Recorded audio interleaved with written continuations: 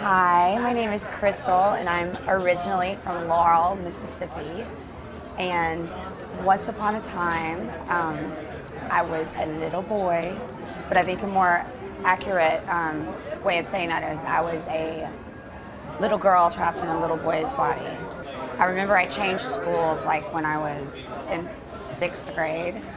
And the first day of school, the teacher took the whole class to the bathroom, and you divided up and went to your respective bathrooms. And I, of course, went into the boys' bathroom, and the teacher ran in behind me and pulled me out and says, "Oh, you're in the wrong bathroom, you're in the wrong bathroom." And it was so embarrassing because all the kids were laughing at me. The kids used to make fun of me at the swimming pool because I didn't want to take my shirt off, and all the other little boys would take their shirts off and go swimming. And when they would play basketball and they would pick teams, and there would be shirts and skins, and I did not want to be on the skins team. And it was just little things like that. And I've been put in trash cans. I was shoved against my locker. I mean, the name calling is just, it's something I'd never ever want to relive again. Growing up in a Southern Baptist family, I always knew that they weren't going to accept me, changing from being a boy to a girl. I knew that was just not something that was ever going to be acceptable to them.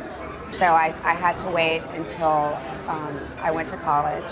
So the day I went to college, I graduated from high school, I left home immediately and went to college.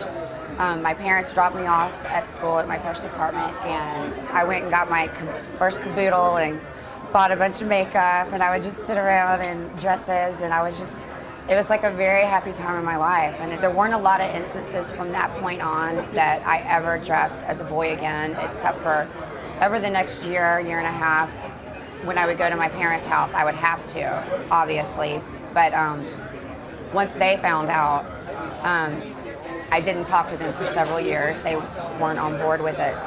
But I spent my entire life, as a girl then, and from that point on, I was a girl.